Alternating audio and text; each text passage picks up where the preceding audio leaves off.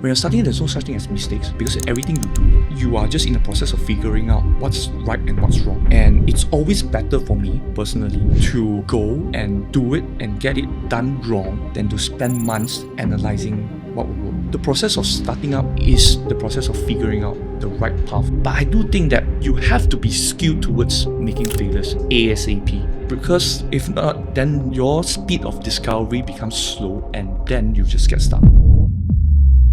He's the founder of Nattome and Atomic Group, a brand built on the belief that small, consistent actions can lead to massive change, a philosophy he lives by thanks to his keen interest with the book Atomic Habits by James Clear, and improving just 1% day by day. John isn't just building products, he's building better people. His natural wellness solutions have earned national recognition, winning the award Best Natural Remedy for Digestive Health. And his products are now trusted in pharmacies all across Malaysia. He was named one of Malaysia's top 100 most influential young entrepreneurs in 2021, proving that when you mix discipline, innovation, and a relentless growth mindset, you get someone who doesn't just set goals, he compounds them. Today, we're diving into how John built Nattome, the habits that drive his success, and the mindset behind turning daily discipline into a business empire. Thank you, Ryan. Wow, what an intro. Nice meeting you, Ryan. Nice meeting you, Rivery. Welcome, John. My pleasure to be on the show.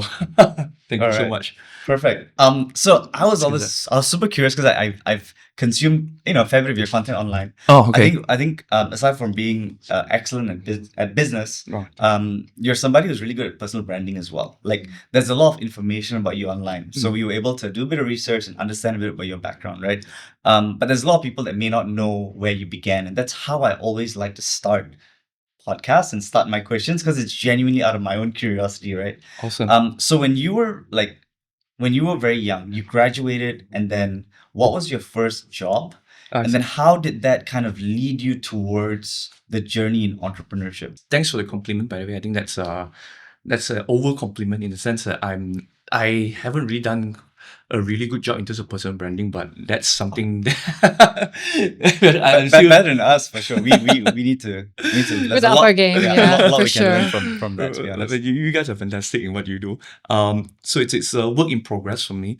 So back to where I actually started.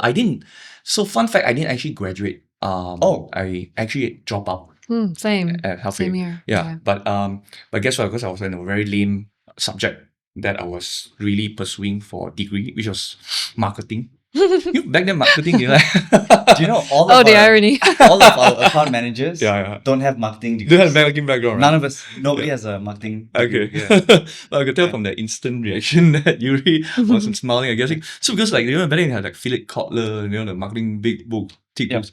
So I always felt that it was very theoretical and it's lacking a lot of true case studies. And when I was going through it for the first semester itself, I really find it a waste of time for me.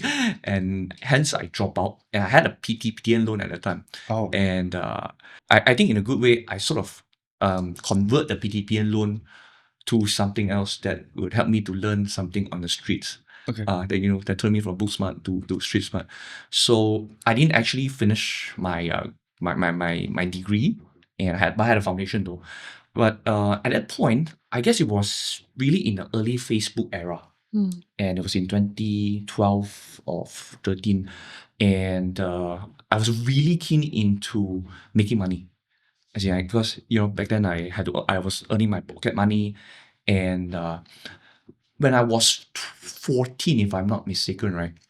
I guess there was one experience that really shaped my early days experience into why entrepreneurship was so important. I was selling carnival tickets. And at that time, why was I selling carnival tickets was because I was craving for a bicycle. Okay. This story that I used to share. So I want it so badly, and for some reason maybe my father bought me many other stuff, but he just didn't buy the bicycle. The bike that you wanted. Yeah, exactly. It's like an obsession with Yeah. BMW, right? Yeah. So that was my obsession when I was 14. Okay. Because I want to ride around and go to other places. So I didn't have. And then the school carnival came about. And they have like top 3 prizes for it's like a appreciation for people who sell out most tickets. Mm. And the second one happens to be a bicycle. So I took the initiative to grab as many booklets of the carnival tickets as I could, and I went door to door. I went cyber cafe. I went I Wow. went cafe hopping. I literally press on house doorbells to sell carnival tickets. And I guess because they see like a determination of a young boy running around, so many people did support, and eventually I did win the bicycle. Amazing. Yeah, but So it wasn't first place, but second place. yeah, I was the second place. So first place, I think there was an institution where people like they buy in bulk. Yeah. So there was like a adult kind of connection. Okay. So to be okay, fair, okay. in terms of effort wise, I won. Nice, Mm. nice, nice. So I guess like that particular act taught me a very important lesson into exchanging values, into providing value, and then how you monetize that value so that you can literally take cash out of people's pocket. That was the first experience of that, and then it felt really real for me. And I remember that till after long ago, like when I was 19, then even as I was in university, I started selling secondhand printed textbook. And I was also doing a lot of side gigs, like selling flowers and also selling Adobe software on eBay using student price. How did you what drove you into all these little ways to sell? Like, for example, when you were 14, how did you know door-to-door sales was a thing? Was it anything online that you would have looked at? Was it like influence at home?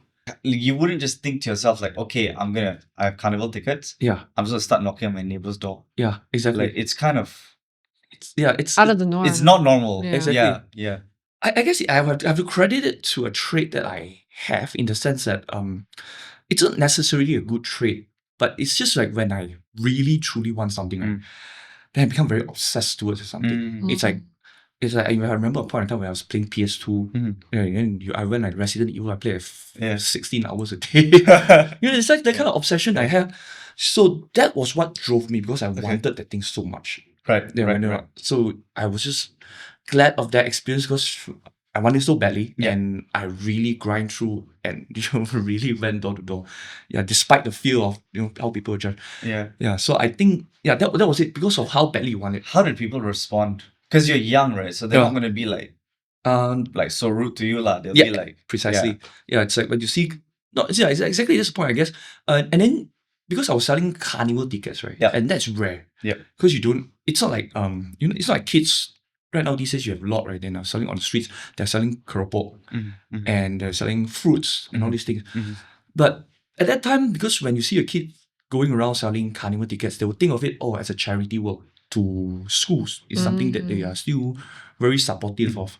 So turns out it went pretty well at that time. Yeah, so I was fortunate to have that experience. So then, from that's the first early win as a young person, right? As a child, what spurred into your first stint in work? Or did you work for somebody, or was it in business or entrepreneurship? What was next? So in my life of employment, I only worked 2 jobs. Okay. And funnily enough, it did. So those 2 jobs never lasted for a week.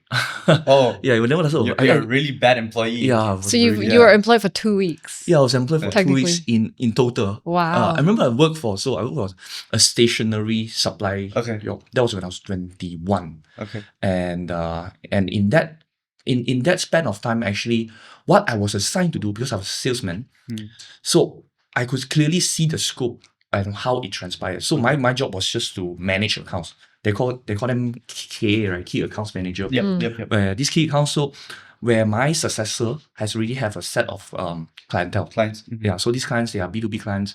And what you need to do is just you have to go door to door and service these accounts. Okay. So I went through the job for 1 day, and I Okay. felt extremely bored. Yeah, because I feel like there's no value I can add to the company. Because Okay. it feel like it's something very rigid. Yeah. So my potential is, I see my potential being very capped, in the sense that what would be the best that I can do if I absolutely maximize my effort and all my creativity into this job. But at best, you can be the head of sales, which you could be leading a bunch of salesperson and then servicing more clients. And that's just about it. So the moment when I thought of that, right, I figured there's a ceiling that I'm already seeing. So I quit. And the second job was I was employed into a college where they were about to get started. And if I'm not wrong, they were starting up, and then it was in early Facebook era. So I was just trying to play around with like different visuals, help them piece together like a creative that I can put up. And instantly when I proposed that thing that I came up with, and that idea was blocked, it was rejected. But it was rejected because there was no reason that was given to me, and it was just probably too bold or new, and hence they don't want to toy around, mess with the brands or things like that. So and I come up with a second idea again, and then it got rejected again. So I figured that was not my path either. So again, I resigned from that job. That was a 2 employment record. Right. And then right after that, you went straight into So right after doing your that, thing? it was the early era of internet. That was a Friendster era. I don't know if you guys are familiar. Oh, yeah. How? What year was this? It's 2010. 2010. 2010. Remember Friendster, then MySpace? MySpace. Yeah. Yeah, before we move on to Facebook. Wait, how old are you? 1991. 91. I'm 90. 1990. Yeah, but I never got on MySpace or Friendster. You never got on Friendster? No. Oh, come no. on. Yeah, Give me a break. Really? Nah, never. Nah, I was straight away Facebook. Really? Yeah. Wow. Yeah, So yeah. I was in Friendster for about a good 2-3 years. Oh, okay. So the fun thing about Friendster is that you get to see who view your profile. Mm. So it's like, the high school crush thing. I you get to- remember, yeah. Yes, exactly. And even was with never like on MSN Friendster. Messenger, when they would come online, that Exactly, little the toggle, thing that I right? can nudge, right? Yeah. And I was like, I was in that era. Yeah, MSN Messenger, yes, I remember. I'm pretty sure that brings back some memories. Oh, for sure. So nostalgic. Yeah, Yeah, exactly. And then you go on and chat with your crush until 1-2 a.m. You got that little butterfly. So I remember all that experience, and Friendster also was a very fun moment for me, but it was just interaction and all that stuff. But when Facebook came about, there was just so many unexplored, untapped opportunities. So that was my time when I just came out of help, drop out. And Facebook was just gaining popularity. And at this point of time, I had 2 jobs that I quit, and I had like a lot of side gigs that I failed. Okay. That didn't last very long. Did you say you went help? Yeah, I was in help. Oh, the okay, Bukit okay, Daman okay. Sari help when they were Okay. underground.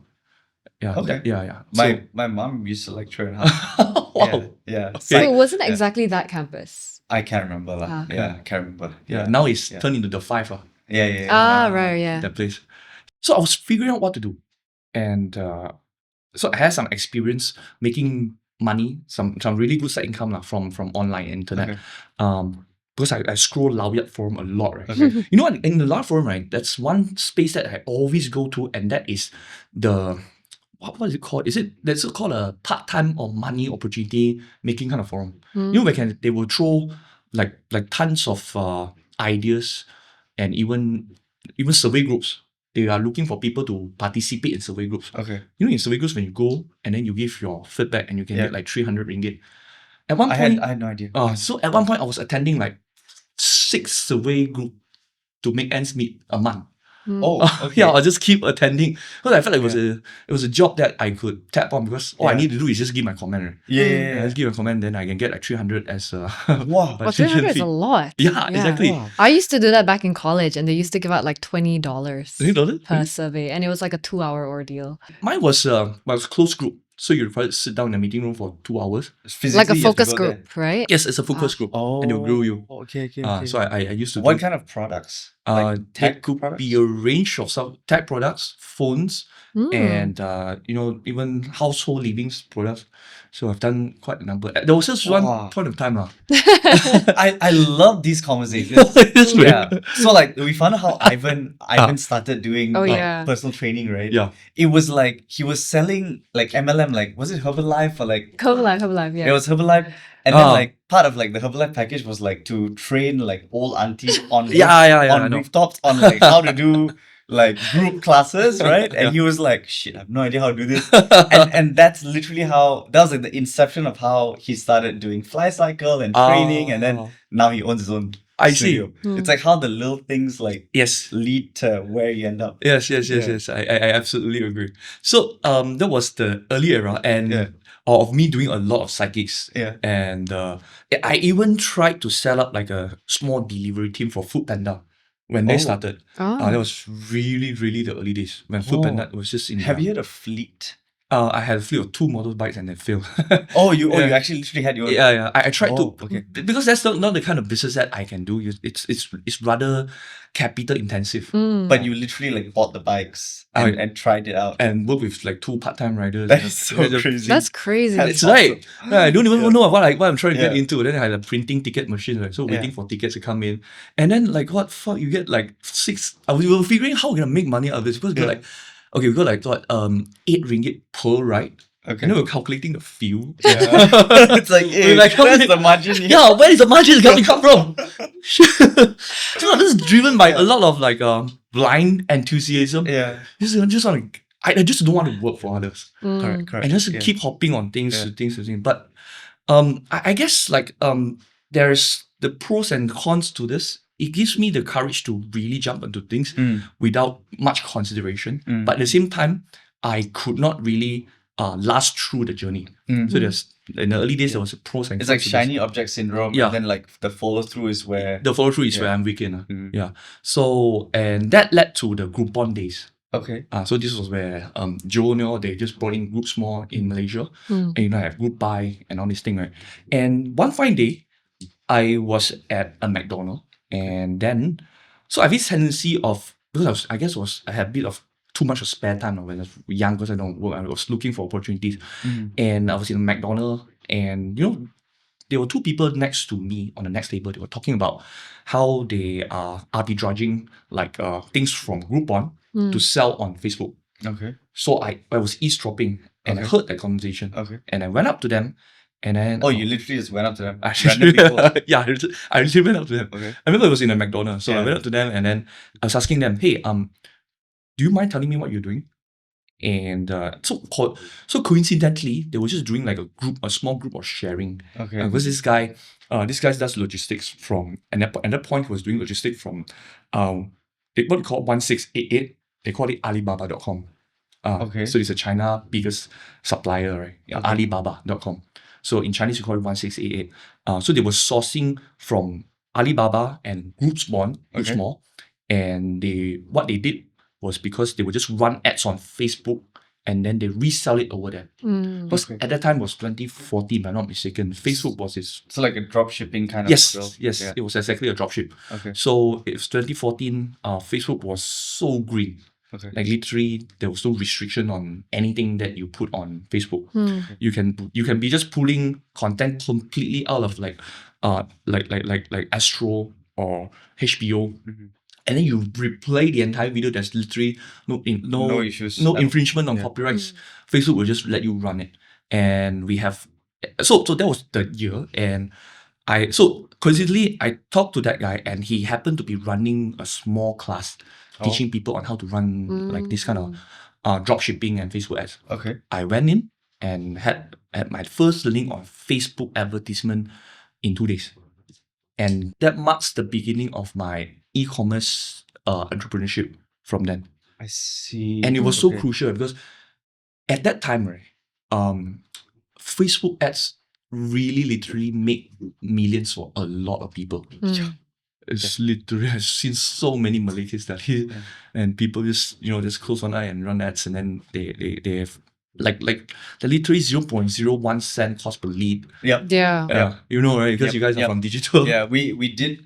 We actually started with an e-commerce brand. Uh-huh. Yeah, and yeah, the CPL, the Crazy. CPCs are like Yeah. yeah. And those looking were the back, days. Yeah, we those were the would days, we would yeah. say this right over and over. Looking back, we're like, why didn't we just like 10x the amount? Yeah. It You was know, I already thought- green, Exactly. I was always thinking the same thing. If I just go back to time, I would just triple, quadruple down. on Yeah. what we're Yeah. So doing. we would have small budgets. Yeah. We ROI in like a few hours. Precisely. Right? And then Precisely. we would like not scale the ads. And I'm like thinking back, hey, why the hell didn't I just Precisely. scale the ads?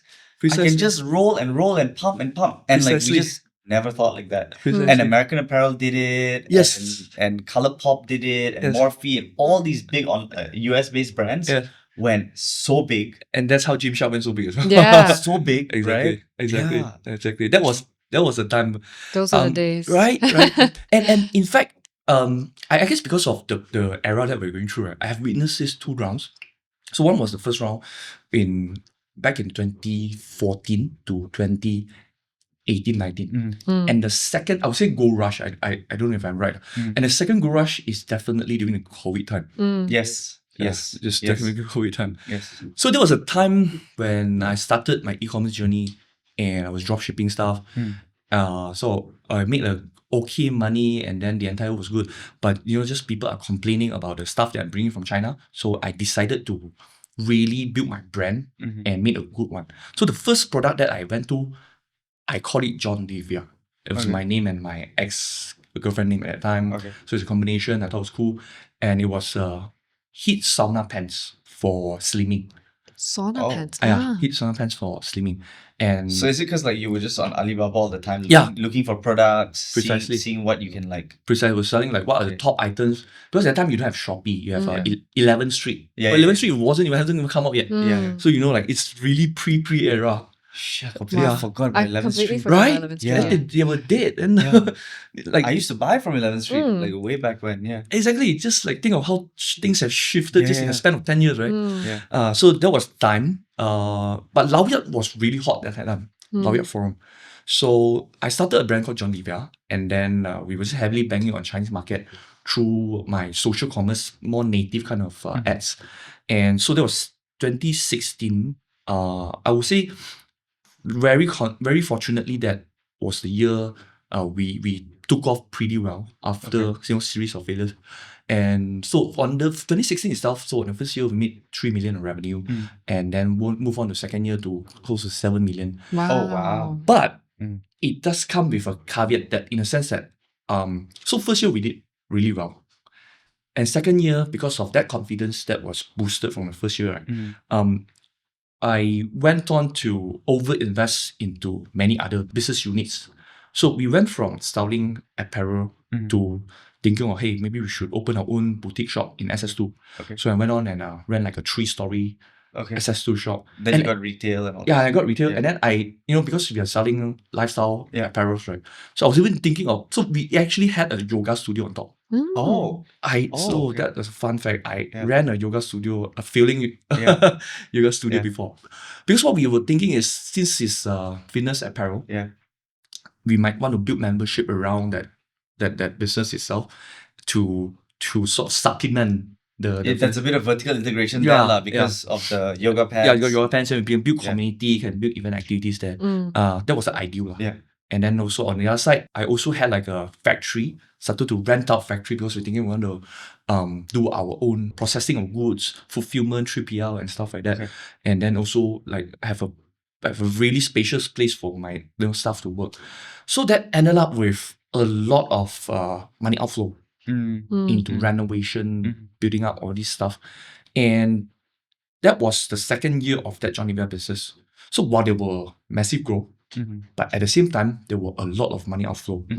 And we have a increase of capacity, staff, manpower. Okay. And funnily enough, that was really the point I dreaded going to work every Why? single day. I guess it's very against my nature. I don't like to sit down in one place for too long. So, fun fact also, right until now, I don't have my own office room. Because I've been thinking about building one, but I have never had one.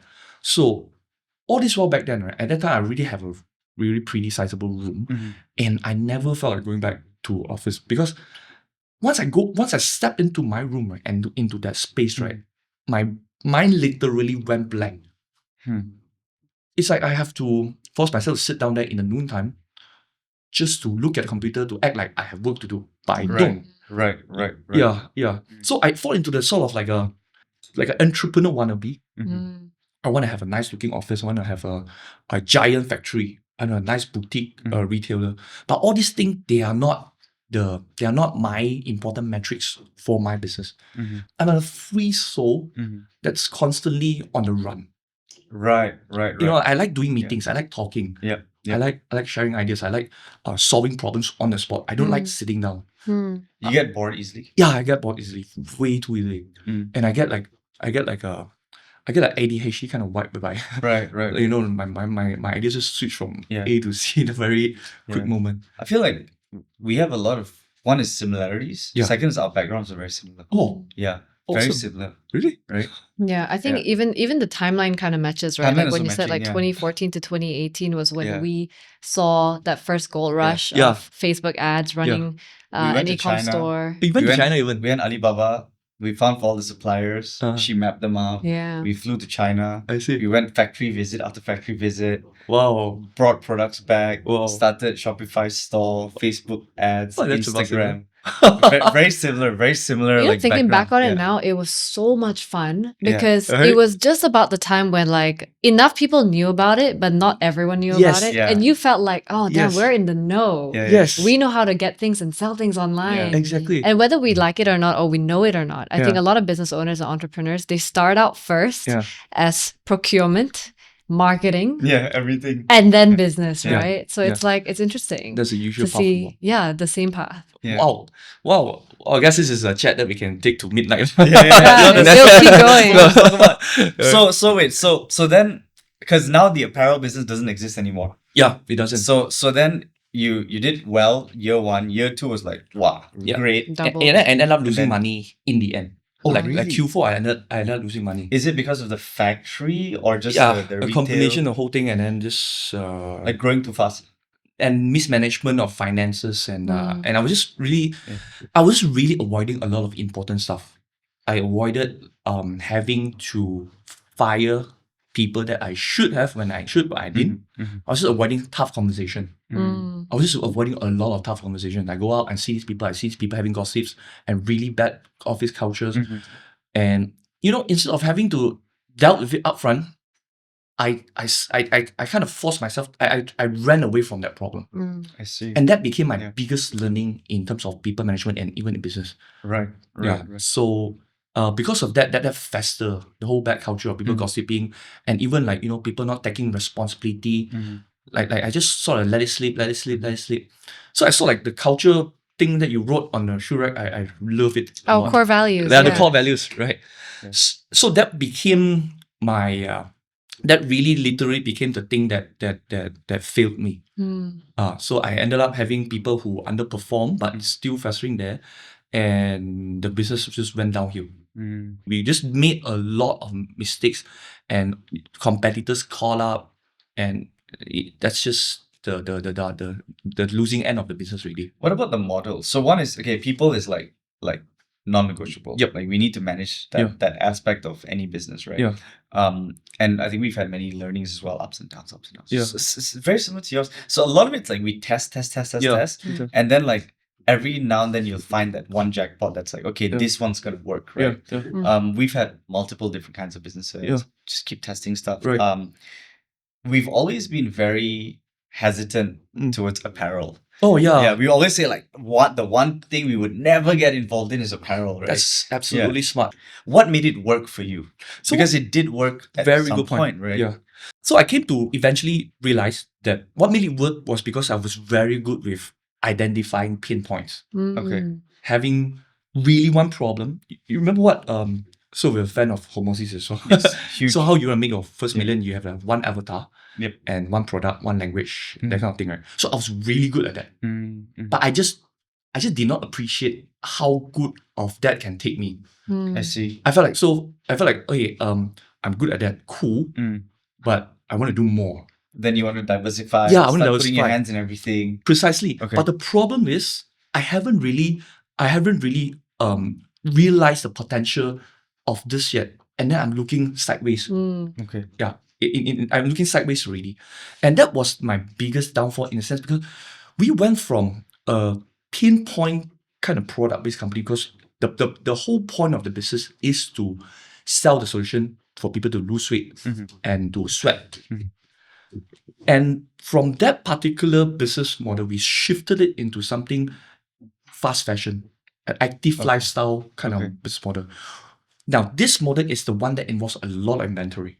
Okay. It's Yes. the exact kind of apparel business that you mentioned that you'll never get into, which is something that I shouldn't be getting into as well. Because Fast fashion would be like Fashion Nova type Yeah. businesses. so it wasn't fast fashion, so it's an activewear. We're going to go into activewear brand. And that was my biggest mistake of positioning the business itself into activewear. Because it's just hard in the sense whereby, this is not the kind of thing whereby you for my kind of character, it's very not suitable to run some business because first of all, it requires a really good sense of inventory management. Something in the sense where you also have to know how to forecast and what kind of size to order. I think that's the nightmare. Yeah, Right? it's Like so the scary. sizing and the Precisely. Yeah. And you need someone who's very orderly in terms of thinking, very systematic to keep count on that. And second of all, I don't like this anyway. I'm not yogi myself. Like it's not something you believe in. It's Yeah, not something it's not something I you use or believe in. consume. Precisely. Yeah. And Okay. and then there's just so much work involved in it, right? Because you have to come up with a design, you have to understand people who's really like working out and stretching and all this. So I practically went into a business that is very heavy model, that's very heavy asset, and I myself have zero likings in it. Right. And it just spiral into a bigger nightmare. But even then, considering how you didn't have a direct interest in the said product, Yeah. Nor did you have any business in that business, right? You were still able to make that work. I mean, for someone that just took a product and sold it online for first year doing 3 million, second year doing 7 million, that's over 100% growth. Yeah.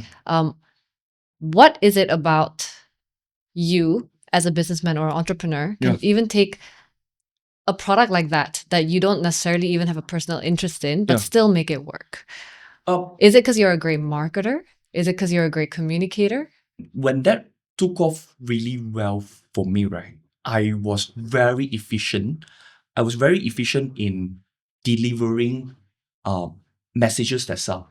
I was very good at, how to put it, market. You're right, I'm very good at market a key message when it's very focused on key functions and pain points. When the pain points don't exist, and you are dealing with like large variables of variants of colors, styles, looks, in short, it's fashion. I literally go into an area that I'm very unfamiliar with. Oh, I get it. Okay. So your forte is finding the pain point and highlighting that. Highlighting it and packaging into a singular product at scale. And then this is the solution. Yeah, then this is the solution. Precisely. And then have that one thing being spread to as many touch points as possible. So, but when it comes to business where you start going on a platform, because like fashion is sort of like a platform because you're dealing like with thousands of SKUs, and that is the kind of business I'm very weak in. Right. Yeah, It's a terrifying business. yeah. But some people they make it work. Yeah. But it's just not my kind of business. Yeah. I guess now that makes a lot of sense, right? Because when we talk about Nattome, and Ryan and I, when we first got to know you and the product, we were like, oh my God, what a beautiful, wonderful we're like, business. Shit, he's figured it out. Because it's like this one hero product, right? It's a proprietary blend, right? So there's intrinsic value because it's a proprietary blend. You're solving a pain point. And it's like one product to infinite touch points, right? With infinite shelves. So Ryan and I both had the same aha moment. We were like, oh my God, this is such a brilliant business. So the products we love, right, are like Coca-Cola, Kit Kat, Ferrero Rocher, Quest bars, right? Like it works, it's good. You're not overselling, you're not underselling. Yes. You're not overpricing, you're not underpricing. Precisely. But you can we watched this great documentary on Indomie. Netflix. Oh, Indomie. Yeah. Oh, Yeah. Oh, You have to watch it. fantastic. You have to product. watch Love the story. Indomie is like Nigeria's national food now. Okay. They import.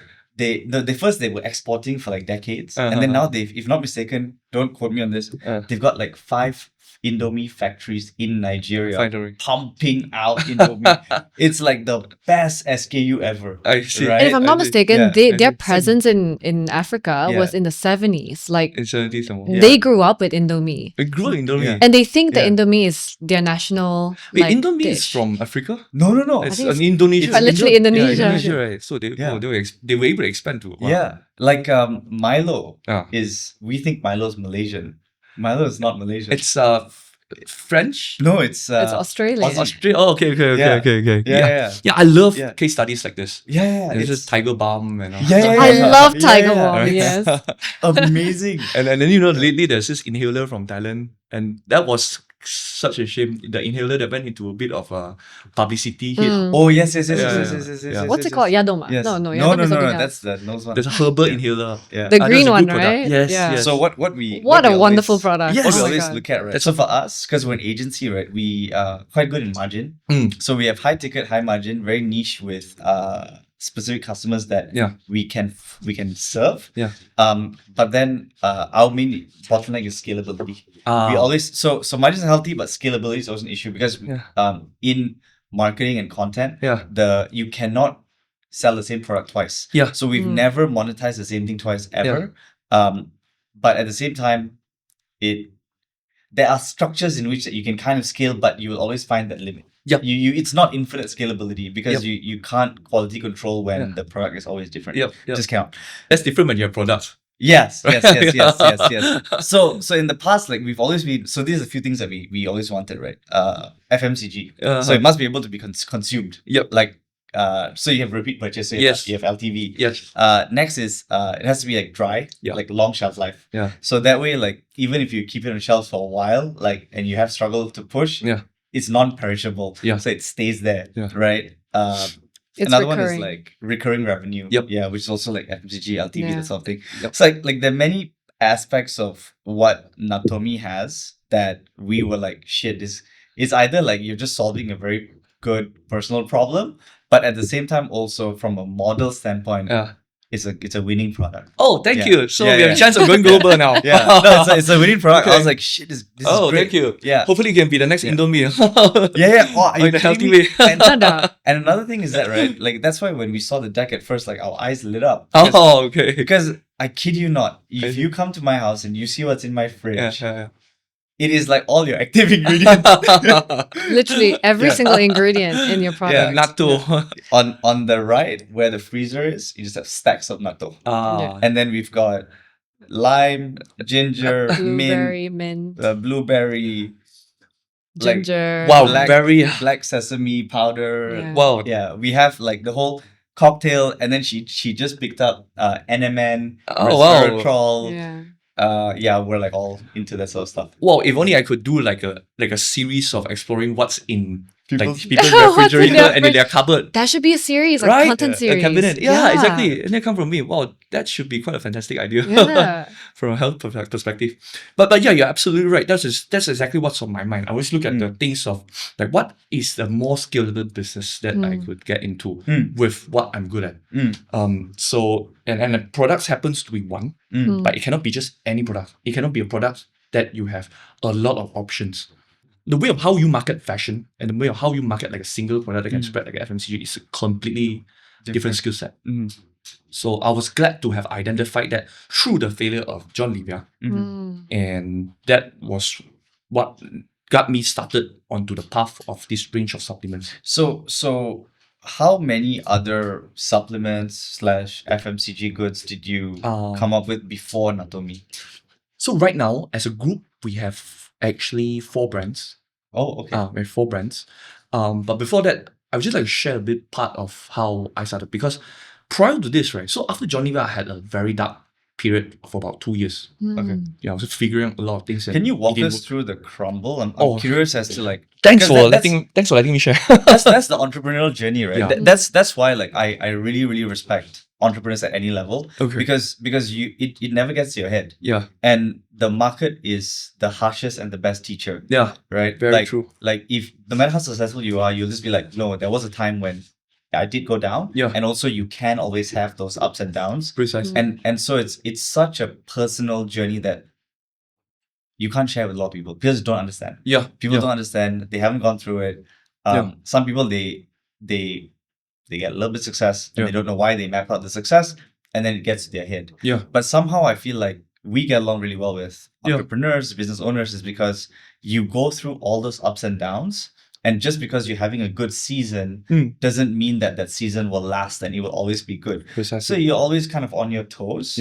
And we've had ups and downs, right? And True. so it's so interesting to understand, like unwrap the fall, like the down, and then how did that slowly build into the next opportunity, right? I'm so curious about that. So very good point. So what happened after John Levy? Towards the end of the year, I had a really bad advice. So someone advised me to take a million loan, from a Maybank. Business loan. Yeah, like a business loan. So that was my first foray into getting a business loan. I had a housing loan. So on a personal life, I had my first bucket of gold at the first year of making 3 million. So I was good there. Okay. But on business side, I never had thought that I would go into a loan kind of problem. And I took on the loan, but that wasn't a bad thing.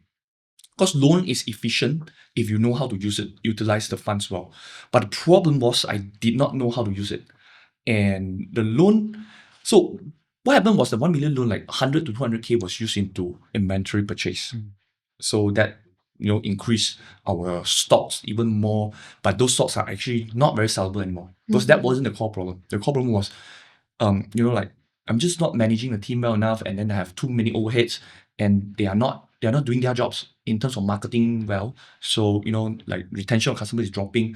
It's a whole slew of things. So I took them loan and I put like 200K back in the inventory, stock up some so that the business keep running, but a very low profit margin. And I took some of the money, dump it into share market, thinking that would be my quick exit to save what was already a failing business. Okay. So that was a very bad, desperate move. Never ever take outside money and make a bet onto shares market thinking that would save your business. I was young and then I made a dumb mistake. And instantly that really became real because the stock market, I remember I was buying JD.com. In China, there's this stock called JD. And after buying 1-2 months, the shares dropped by like half. Oh gosh.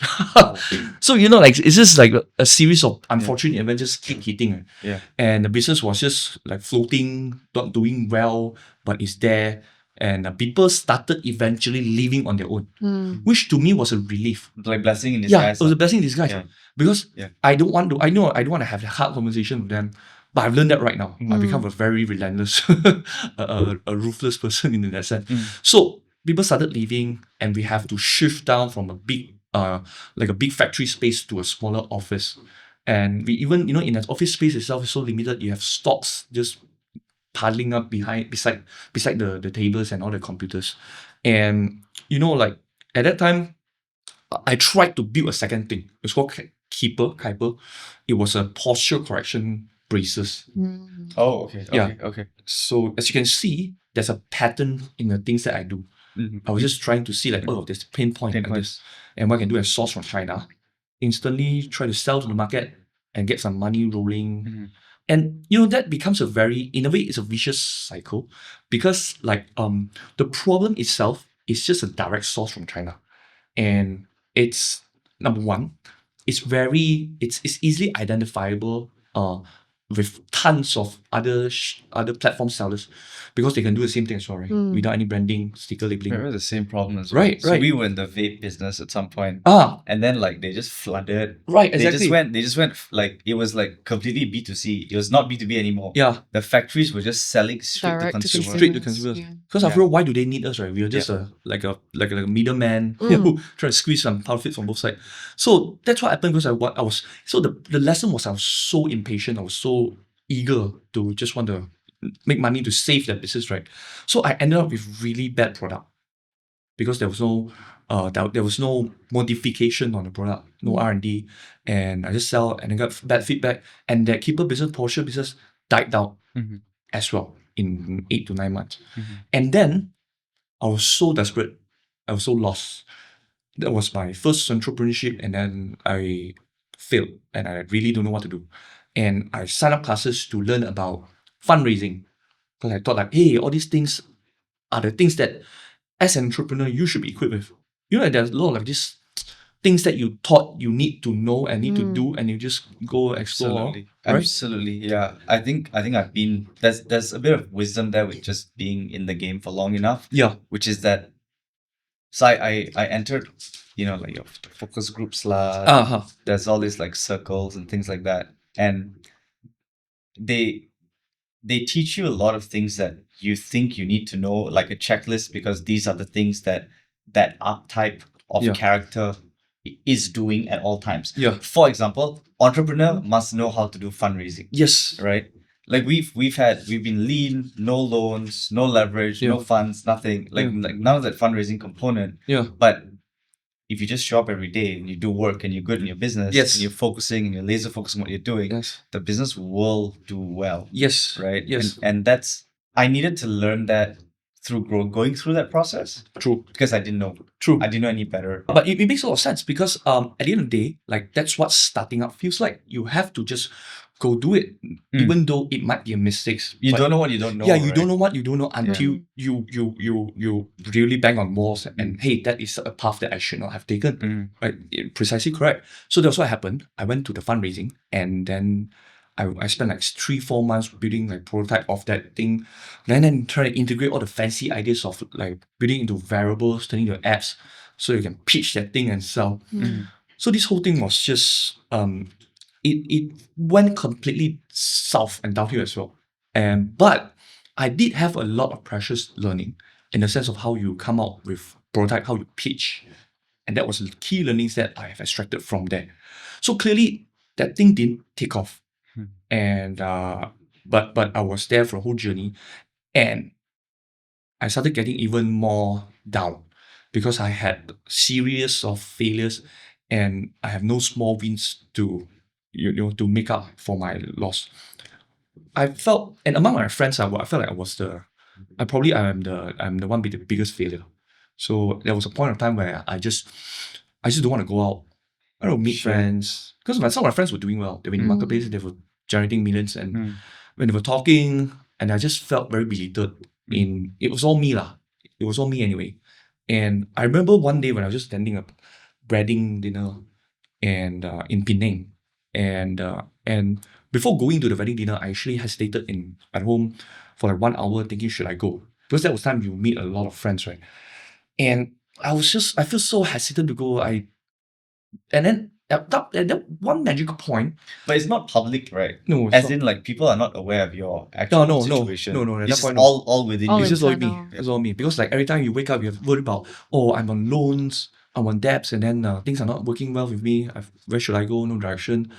So, but there was a point of time where I stumbled upon like Facebook, someone was sharing a video of, that's when Atomic Habits came in. James Clear, the book, came in 2019. I don't know why, right? For some very weird reason, when I first heard of the concept of like, in order for ballerina to go to a dance class, it must be something that's very tedious and tiring for her. And that's because she always have to pull herself out of bed to really get to the dancing class, and she has to complete the whole thing as to complete the cycle.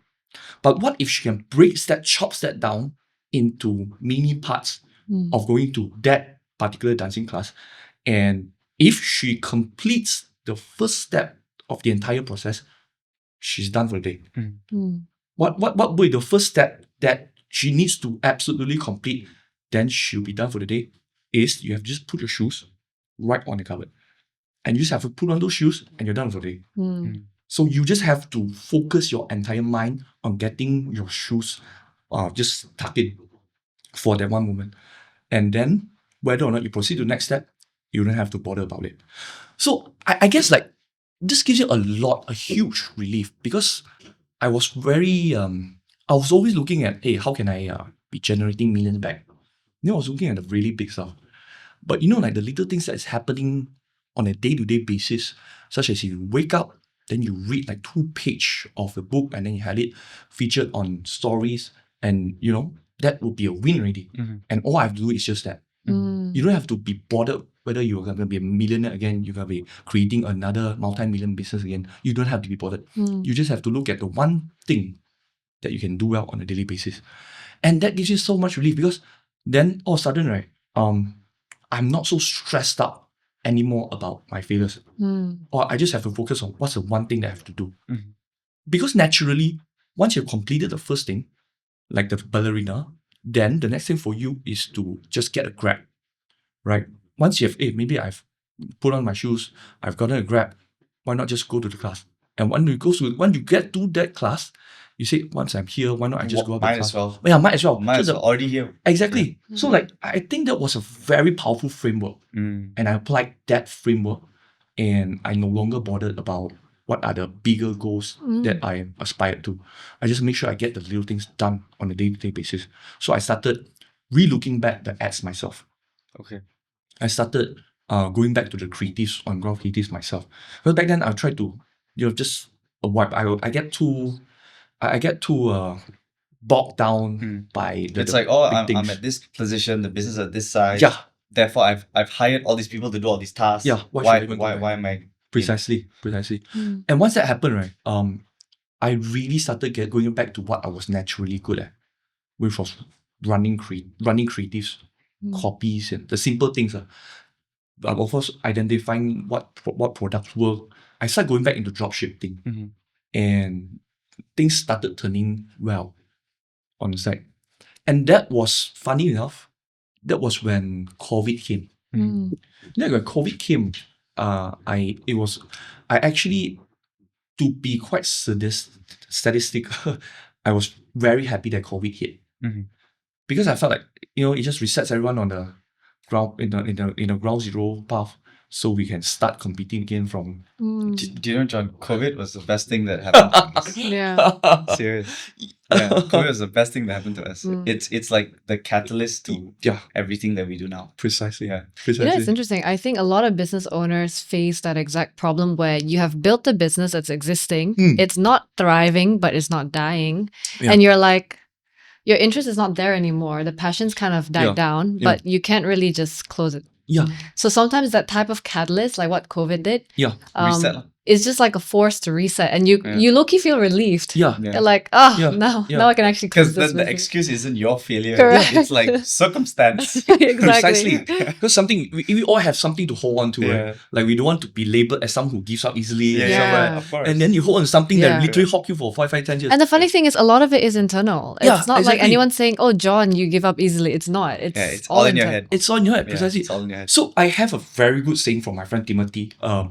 But this is something that I've been saying as well. I agree wholeheartedly. Like, the worst thing about running a business isn't failing the business. It's you run a business that is not profitable enough to give you a good life. Like you can reward your lifestyle handsomely.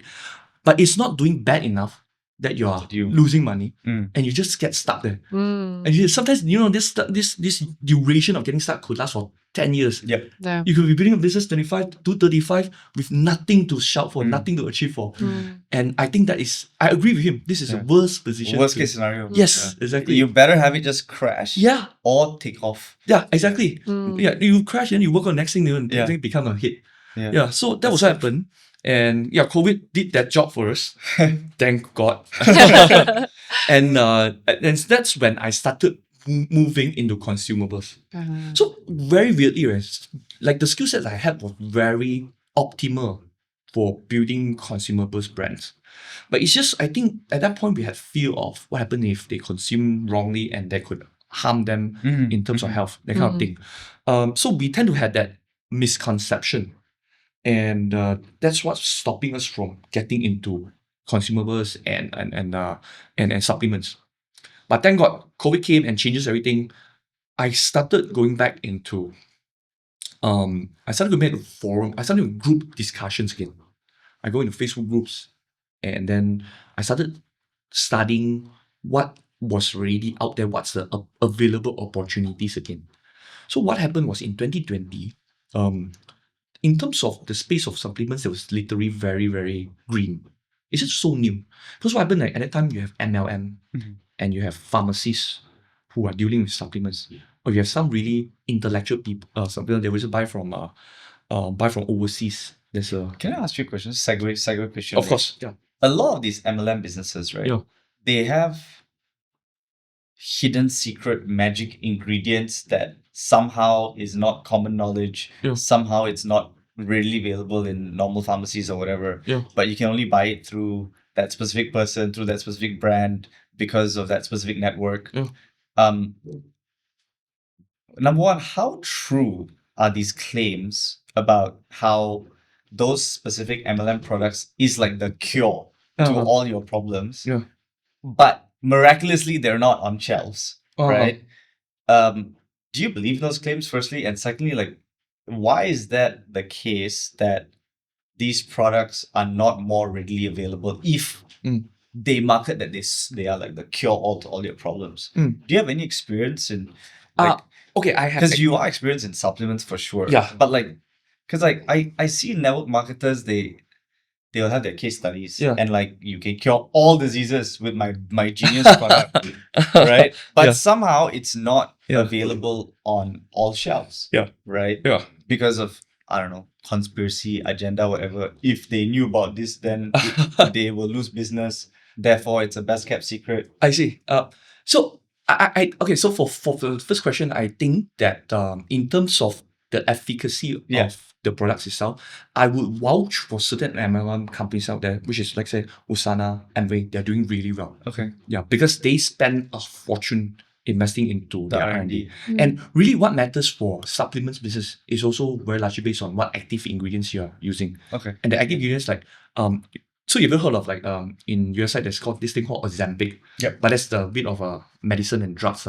So it's the same thing. Like people would spend some time, years, to study into what are the combination of formula that make it work. So these companies invest, they do, and then they really have their proprietary formula to make it work. So these companies work. But as for the others, I can't really vouch for them because there are over thousands of MLM companies out there, right? So these companies, the top ones, they really have excellent products. But it comes at it comes at a premium. It does. It comes at a premium, a really premium price. And as to the second questions, I believe it's against their business model to be widespread. Okay. Since because it's they want to protect their network marketers. They want to protect network marketers because there's so much there are profits to be made by selling to your downline. And if you started going broad onto shelves, right, then it becomes easily available. Then you will not be able to buy from your upstreams. I see. You know, I'm from a model standpoint, it's not, because if it's so good and it's like selling like hotcakes, then why not distribute? I mean, you know, and then another thing is, right, they can't distribute because they are always at a high price point. And for this kind of items, they can't sell on their own. They need to be educated. Right. So you need the person. Precisely. And you need to have someone who's incentivized enough to go around and educate people. And that's where where the pool or rewards come in. Got it. Okay. Yeah. So it's a perfect system. Makes sense. Yeah. And it's also one thing that we are facing right now as we want to go to FMCG. We're trying to commoditize the price to make it not too high, but not too low, but it's somewhere affordable for more people. Yeah, so that is one thing that we really have to crack before being able to go to mass as well. Yeah, I would think, just my opinion, I think your price is a little high, no? Yes, our products is a bit high because, you see, we studied this before and I just had a very big aha moment yesterday. So our product, what happened was we started from the Facebook era. And Facebook era, you have to spend on Facebook advertisement. So what happened is, for our case, right, we spend on Facebook and then we try to convert consumers to buy in bulk. Because when they buy in bulk, delivery is cheaper, right? And then, like the cost of acquisition per customer is also lower. It's just a saying, like, if you acquire a customer, and then your product costs about 10 ringgit, you would rather have them buy like 10, which is 100 ringgit, than to have them buy the 10 ringgit. Right? Because the 10 ringgit, then you might have just spent 5 ringgit to acquire him. Yeah, CAC lines. Yeah, it doesn't make sense, right? And then the postage already costs like 6-7 bucks. You are losing money. But if you have him buying like basket value 100, then it makes sense. Yeah. So that's the same theory for us. And which is why the singular item it will always cost more. Because we want them to buy in bulk. So the end goal is to get them to buy like 7. Right. So when you average down, one box is cheaper. Got it. So that was the early days of how we did it. So as we move on to like the 2023, 2024, and we started carrying big pharmacy, it started going more broad, right? Yep. We really noticed that shift happening even more strongly this year. There's steady growth happening, but it's just, we really needed to reach even the B40, the M, more of the M40. And what needs to happen is point of sale needs to increase largely. And our price point needs to be more friendly to even people who want to buy one unit. You cannot force people to just go to you cannot force people to just go Watson and say, hey, you buy 7. Buy the whole thing, yeah. Yeah, it makes no sense. That's the game. That is one harsh reality of FMCG game. Okay. Yeah. That's the question I have with business owners who started out with an e-com product, online product, to now going into shelves, right? One is, how do you know it is the right point in time of the business to now offer offline points of sales? So that's one question I've always had for this type of products and business owners. It is, when you're selling online, at what inflection point do you know, okay, now's the right time to go into shelves? Because that would require a whole different level of capital. You need to fork out capital to put them on shelves, and they're not bought up front, right? They're all consignment basis. So there's a ton of risk. How do you know it's the right time? Can I stack on that as well? Yeah. So your CAC is very clearly if it's online, right? But then if you put it on shelves, then you've got the consignment cost, because the shelves take a margin. And then you still need to stack on your marketing costs because you still need to do awareness.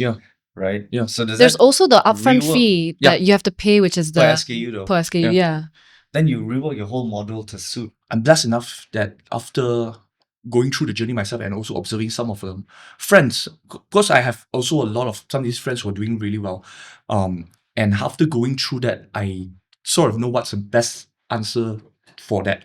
So in a sense for us, right, what happened was when people build up their e-commerce business in the early days, the first stage, it's true that you, in a way, you run a lot of ads in order to gain more brand awareness so that people know about you, and then the conversion happen.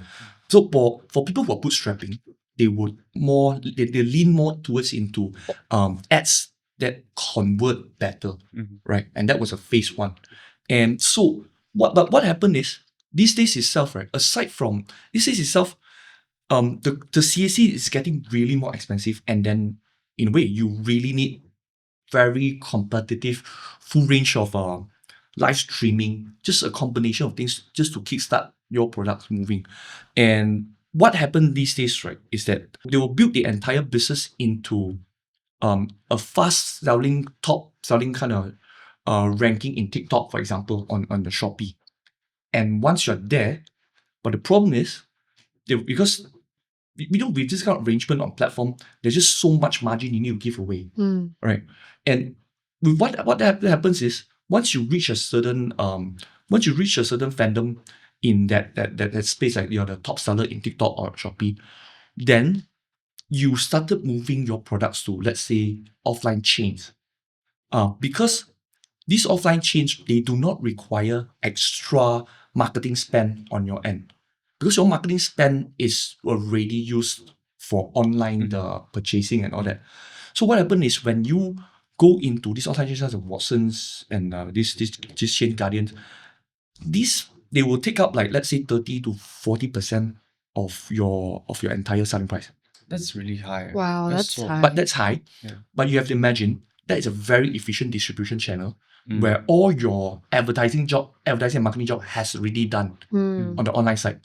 So you don't have any additional A&P cost there. Right. So you're not running ads for awareness to say that they are available in all the distribution points? They are, but these are all the ads that I will still account for on the online segment. Okay. So these costs are spillover. It's a spillover. Yes, exactly. Because there's so many spillover of, like, people knowing about your product online, but they just don't want to buy. Right. And what happened to these people is that, these are all money yet to be converted. The customers yet to be converted. And when you put it on the ground and offline, they instantly convert. So this is what's happening, right? There are a lot of spillover interest that is not attended for simply because they are not available offline. I see. Yeah. So then to answer that question, would you say then that the right time would be when you already have so much awareness and buzz online that it would make sense to just have your product sitting on shelves where people And incidentally will convert because they remember seeing you on TikTok. Definitely, that's what happened. It's right then and there. And Are you guys already what happened number for one on TikTok? No. I'm just quoting examples of some of my friends who I've seen with similar case study doing well in like this. For our case, it's Facebook. I'm not strong on TikTok. Okay. So what happened is we have a lot, because we built in 2020, 2021, then we spent a lot of ads there, then there's a lot of people, like my group is a bit more elderly. We started with above 35, 40s. So it's the same thing where people have known us from Facebook. So there's a portion who are willing to buy, but there's still a portion who are skeptical. Very skeptical, they just don't know the processes, they don't want to click in, they don't want that problem. And there's another group who wants instant satisfaction of getting the product. Like, I see it, I buy it, I take it. I don't wait for like 2 days to reach my office or my house. And to be honest, I'm like that. I don't like buying stuff online, even though I run business online. Yeah, Because- neither. Right? Yeah, I don't like buying when I need that stuff, I just say, can I go to 7-Eleven and buy it? Yeah. Can I go to Watson and buy it? Yeah. And and it's not, you won't be surprised that there's a big pool of audiences like that sitting there, just waiting for you to listen. Yeah, I will consume online. Yeah. But I want to go and pick it up. Precisely. So it's like, so this has become quite a phenomenon for e-commerce business these days.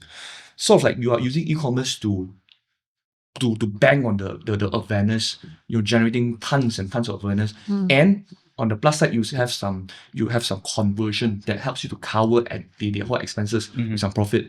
But when you go to offline stores, because of the awareness that you have built up online, and they are just capitalizing on the awareness and convert. So how many stores are you in right now? Should be so after it should be close to 850. 850. Yeah, And 850. how many, like, what is the size of inventory that you need? Because there's 2 SKUs, right? DRDH for now. Right now, because there are 4 flavors, right? And then there's flavors also. Yeah, there are flavors and So different then- pack size. Then how, and different pack size. Yeah. So then how much inventory, so you have 800 points of sale, 850 points of sale, Yeah. and then how much inventory do you have to put per point of sale? Because then you're like sinking in so much in product. So we never do consignment. So we don't do consignment. That's good. Yeah, it's all Okay. outright. Okay, that's good. So when it comes to outright, it's really about CAC. So in our terms, it's cash conversion cycle, CCC. Okay. It's just like, it's the same thing of how fast can one product goes from production into cash. So that we have like a term for that. So for us, it's like whatever they order from us, they will pay in 2 months' time. I see. And Okay. 2 months' time. And we have really come up with solution for that, where we have a bank to finance that. Okay. So which just means that, but of course with a very small interest rate to cover. So what happened is, the moment when, let's say, this change order, we will have bank to They finance the PO straight away. Yeah, they will cover. Yeah, it's called PO financing. So.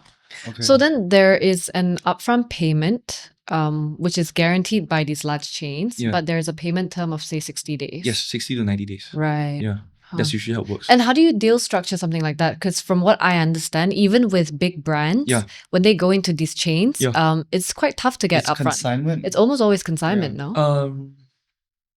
So that's, I guess you have to have a bit of you have to build your bargaining power in terms that you also have a bit of online presence strong enough. You have to do activities.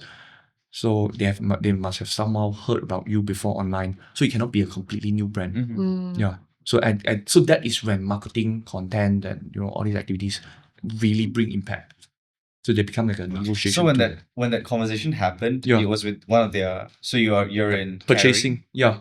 their procurement. Is it procurement team or their purchasing team? Their purchasing team. Yeah, purchasing team. Yeah, So then when you speak to the purchasing person, would they say, "Hey, we usually do consignment," and then you say, "Actually, no, we only take upfront." Like how did that conversation take place? that's a very Because I'm sure they want to it's kind of like definitely Yeah. is. That's a very cool business secret. No, full secret trade. Just kidding.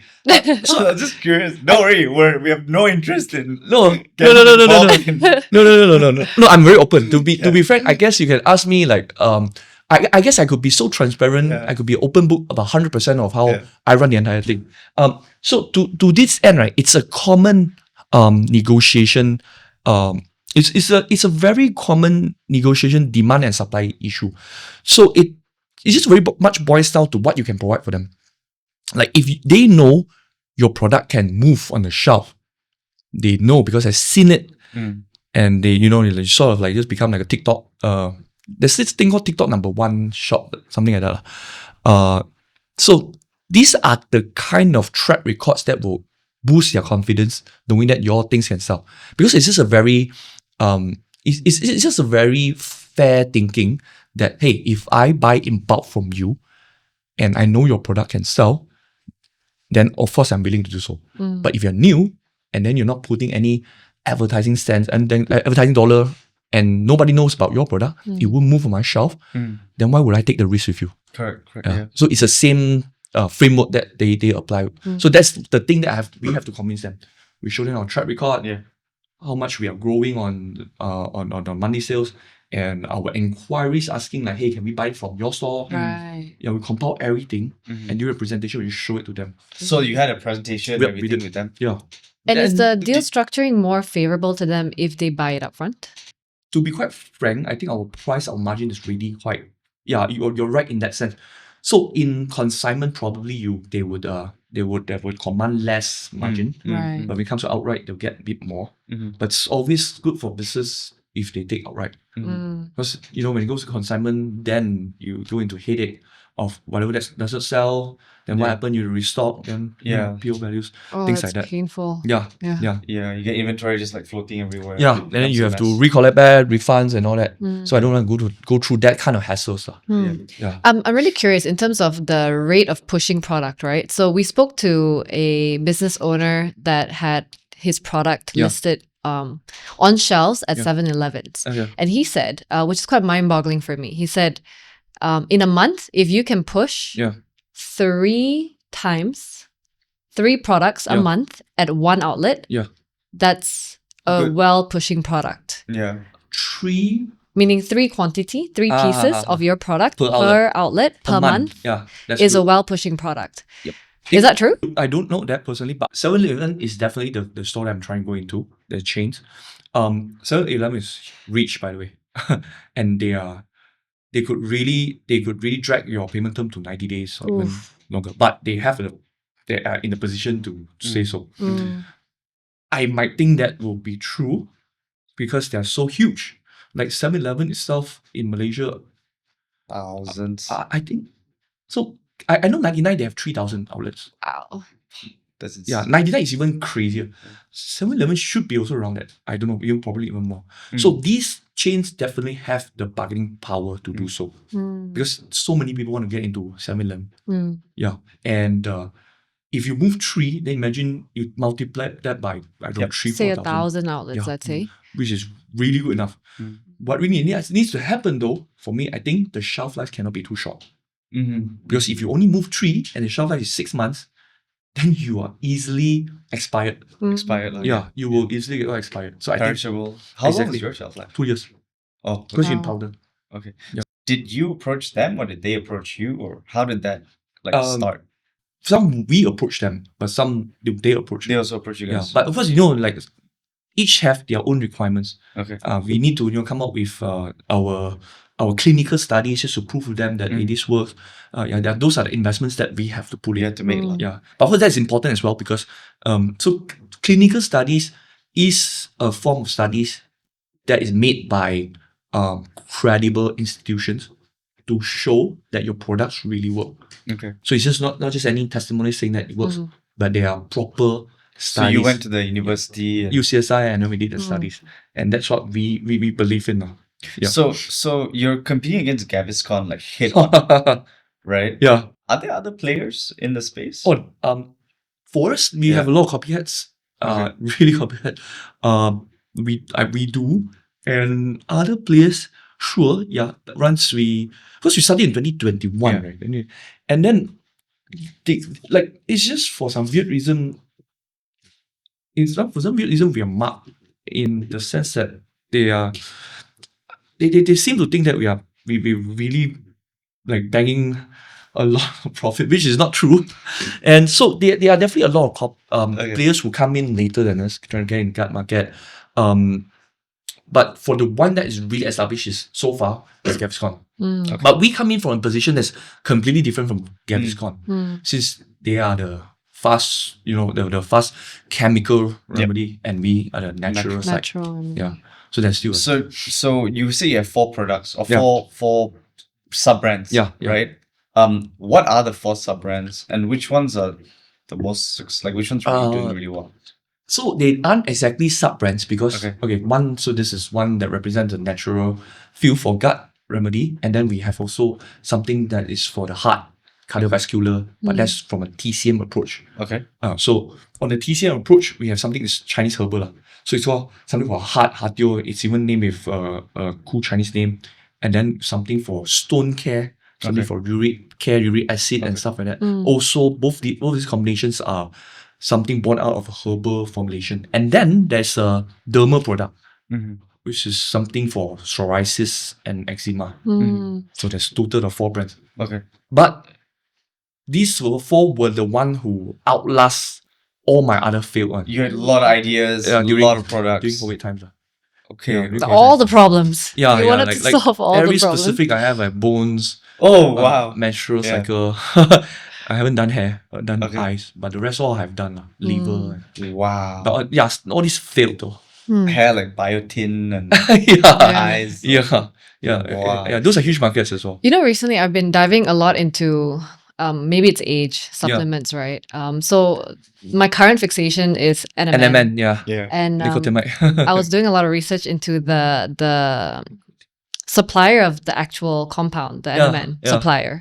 And the company is called Euthever. Euthever. So, for example, when you come up with your blend and you say it's your proprietary blend, say Yuri wants to create a Yuri supplement today, and I can source my NMN from Euthever, and I can source my ashwagandha from KSM 66, right? When people say it's their proprietary blend, is it just your unique combination of these ingredients? Is that what it means? Yeah. So for us, we come up with the clinical studies to show that through the unique combination of what we had inside is what makes it work.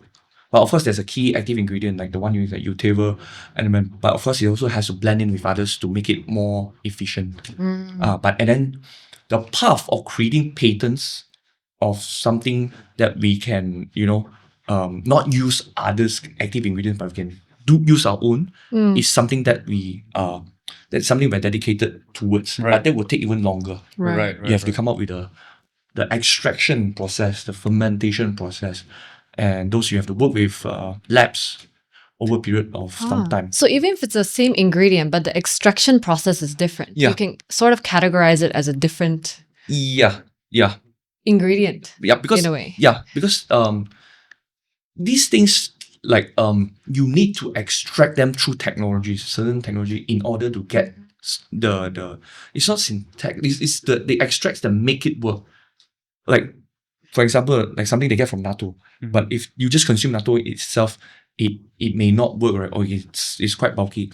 There's a process of it that you extract it out in order to make it to make it effective for the symptoms that you're treating. I'm not the professional in this field. We work with someone like researchers in order to get this done. But this is something they're working on. So you had so many products, and then the 4 are like the 4 winners out of the multiple that you have. How did you identify that these were the winners? And like which one won more than the others? Because that you justified, okay, I'll keep all 4. Right? Yeah, I'm so curious how that process, process of elimination, because during 2021, 2022, right? So I guess I did one thing right about expansion is that I grabbed hold of the opportunity at that timing in 2021 where there's not many competitors in the field yet. Okay. And then I just grow vertically. Okay. In terms of I built one brand, I know that hey, my role, because there's one thing about distraction, right? We don't want to lose focus as an entrepreneur, but at the same time, we do not want to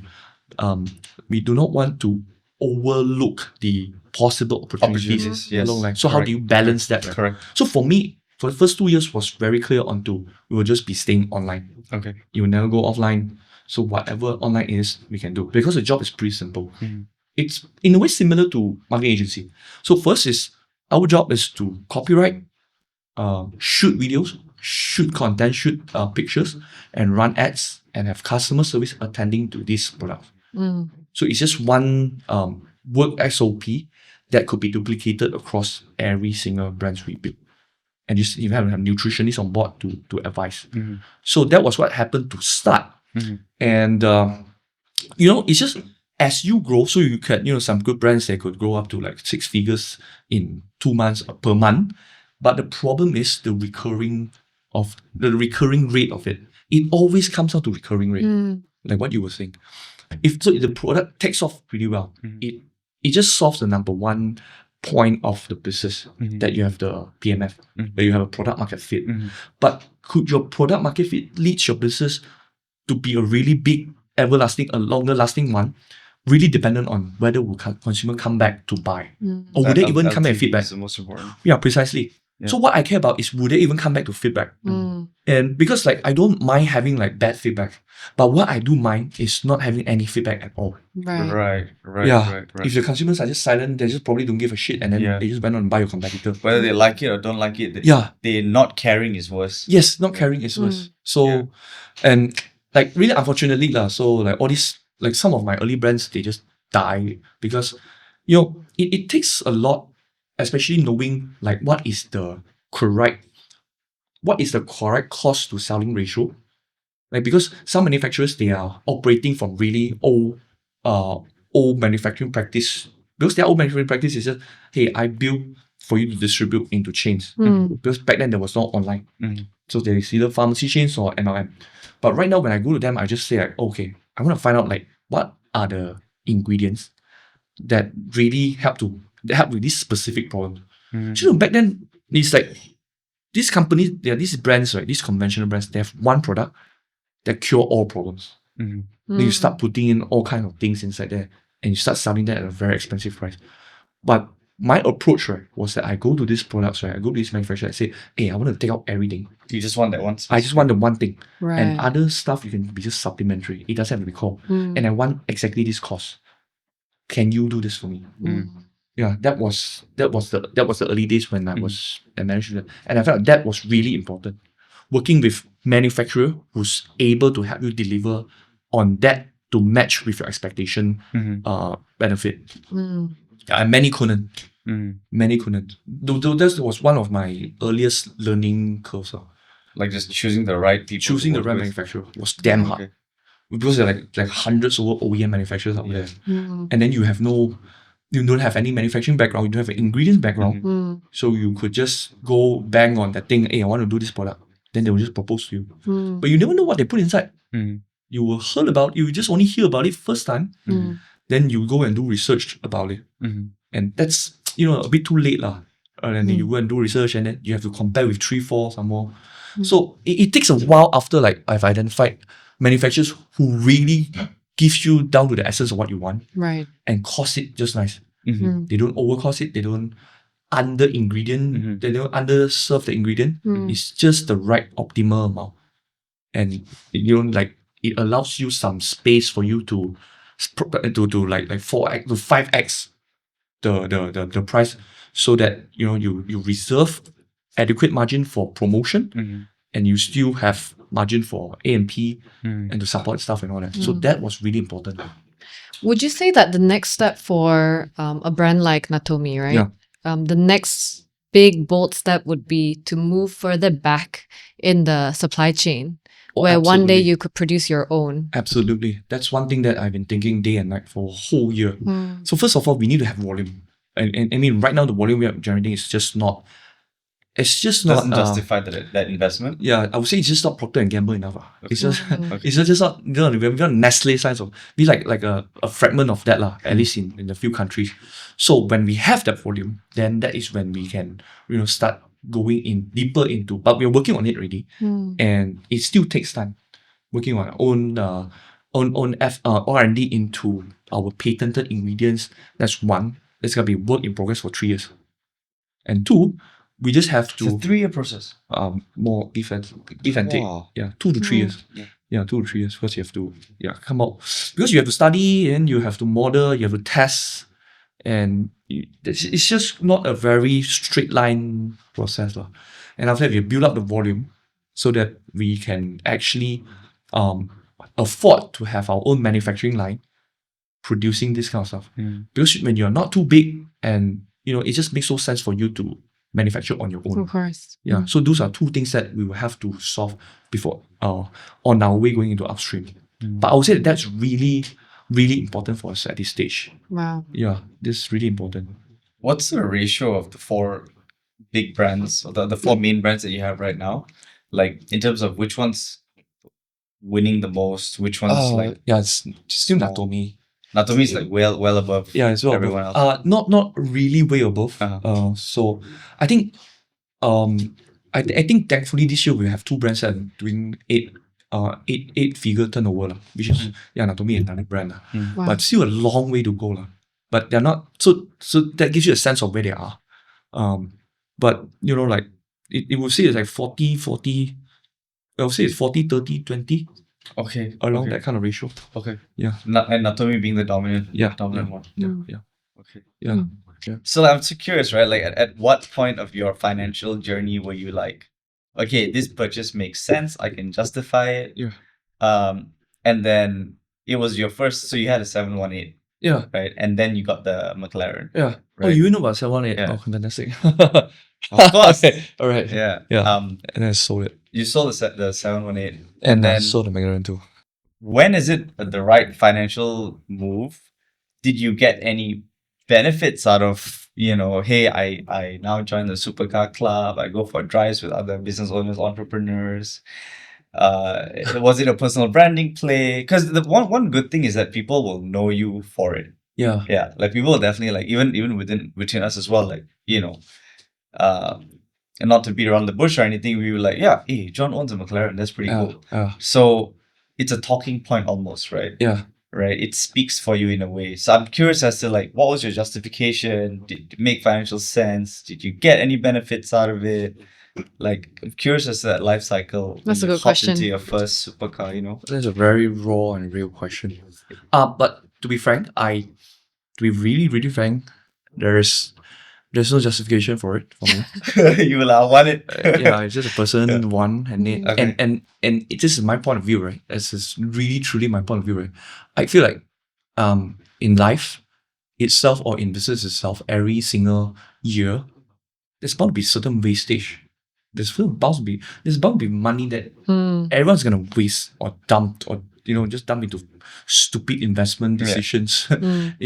We call it slippage. Slippage. Yeah. Good term. Right? Might as well have fun in the slippage. Yeah. Might that's as well enjoy isn't the that a financial slippage. term? Yeah, good slippage. Yeah.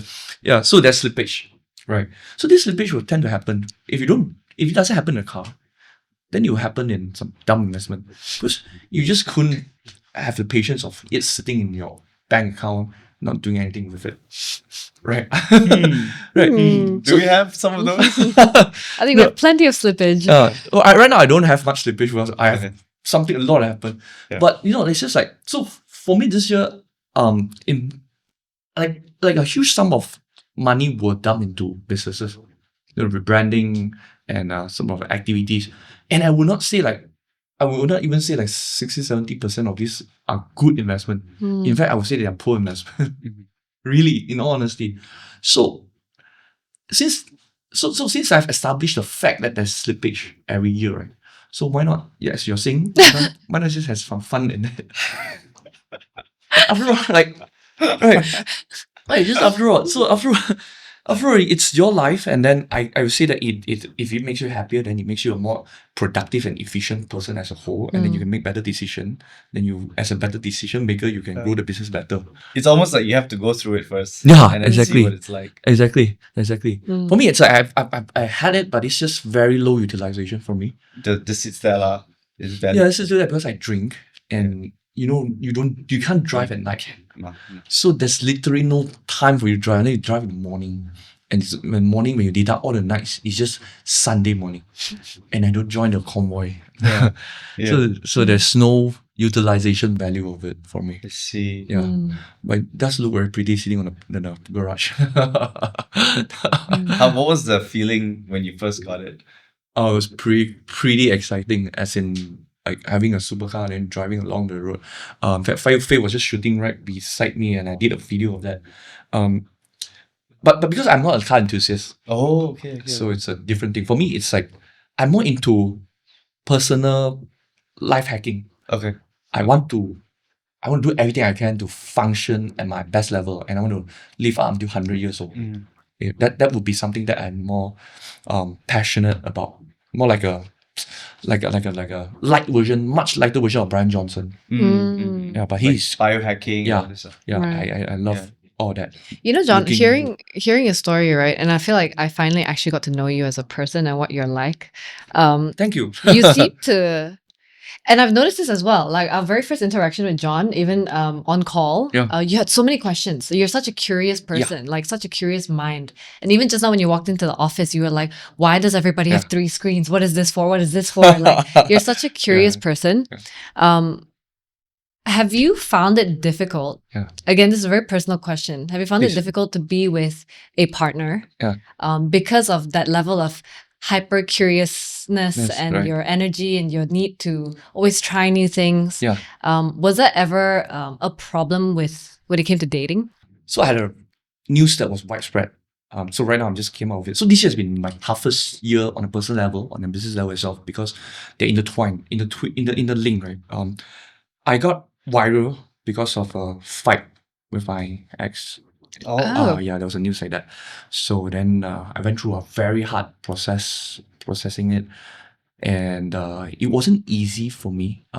It was my fault too, both faults as well. The fight happened online, like you No, went public. it's a really physical fight, and then Oh, you guys actually had a fight. yeah, I was being labeled as the more abusive one. I see. Okay. Yeah, so it was a painful chapter of my life.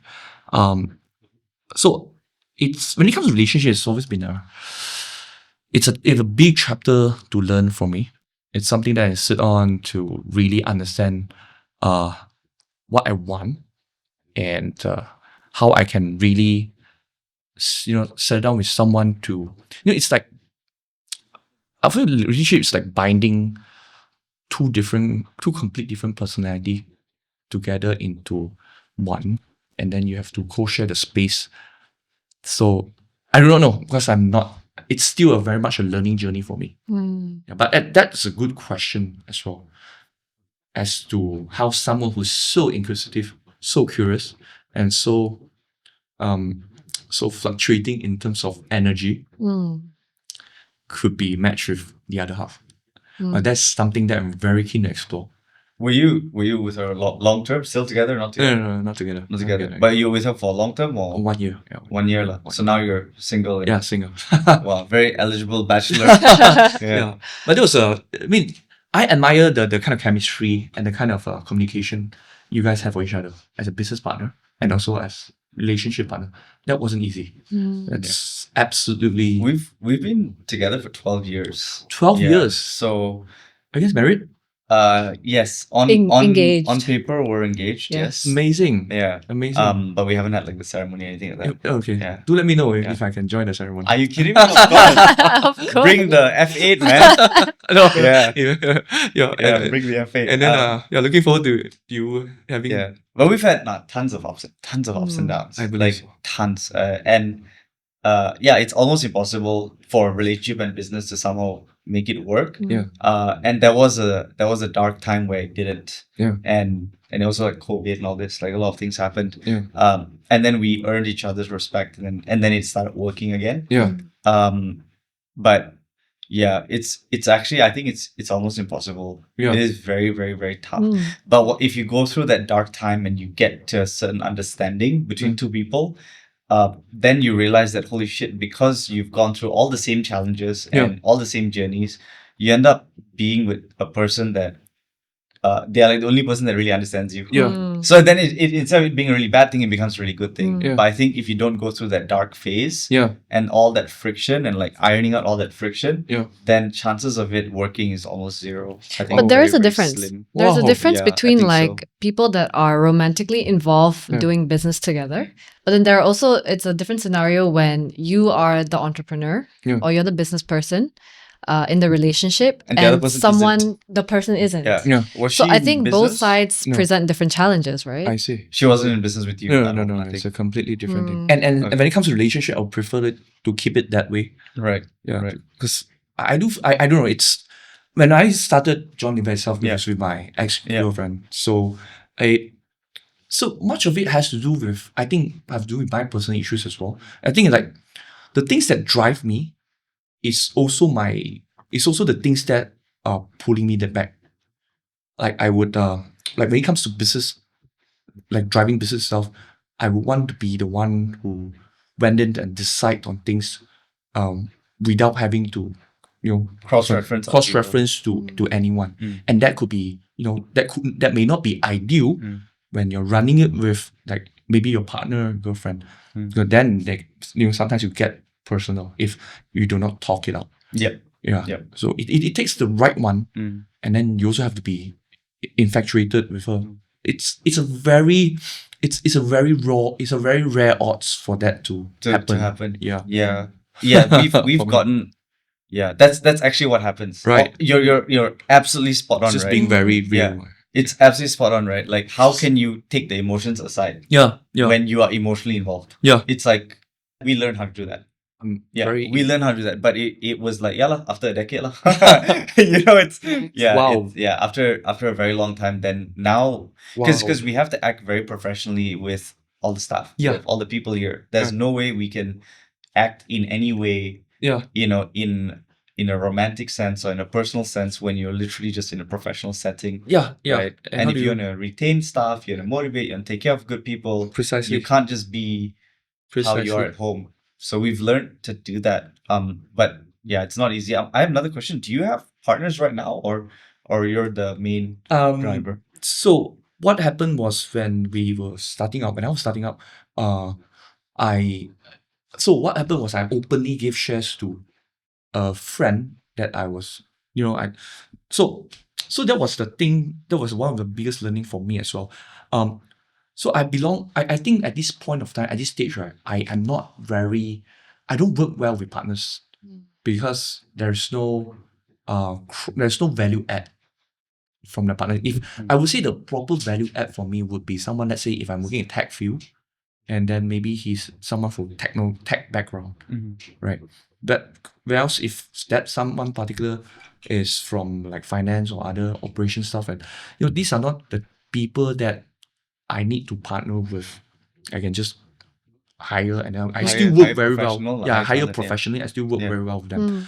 So it takes a lot. So what happened was when I started, I was in the lowest point of my time. Then I get my friend to come in to help, and then I gave him shares, and the business took off.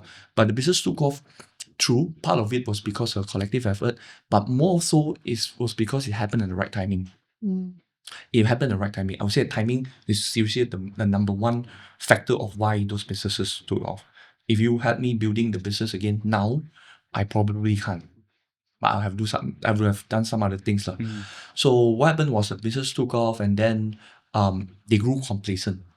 The partner grew complacent in the sense that I really want to drive this and I really need this to happen. So can you really get this done? Because I'm always the one who is a bit more frantic, like a bit more frantic and more aggressive and restless. I was restless because like the moment when like the market's moving this direction, the competitors moving this, and I can't be settled. So I think there's a pros and cons to this. It just gives me so much energy to keep moving, as compared to, let's say, this guy, this partner himself, he's very complacent. He just do what was told, and there was no value in the sense of I keep pushing him, then he just move on you when I asked. So like on the third year itself, I decided that hey, I have to cut this. You have to really deliver on this and this and this. If not, then I have to remove you. And if I'm going to remove you, I will also have to buy back shares from you, since that's what being granted. That was what happened. And I'm just saying this, not from my point of view, but because of what really happened. Business really took off. The entire team was changed. The co-founding member was removed, and even co-founder, that particular partner was resigned. And I had someone who's driving the business right now for a good 2 to 3 years now. And like, the dynamic is so different because these individuals were so driven. Like this person, they could be working even up to 7 days a week. Of course, like on weekends they're not working, but they are always thinking about about it. Yeah, I need that level of intensity in order to be co-founder, right? And the previous one just didn't have it. And there's a good proof of how this move of swapping the entire team and the co-founder really turns out to be a good decision after all, because the business did take off. Wow. Yeah, it did take off. And I even offered this person who's heading this brand now, some shares in the form of loan. So I learned the lesson of not just giving shares openly, because It has to be something. Yes. You have to do something. You have to then do it's something. earned at least. Yeah, it feels like it's earned instead of something that's being given, right? So I offer her, and she has this minimal share in the form of loan.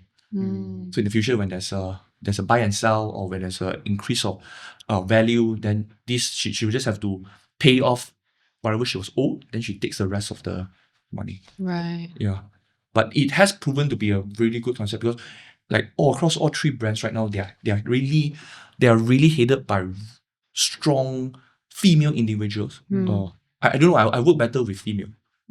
Our team, the ladies are Right. phenomenal. Exactly. I agree.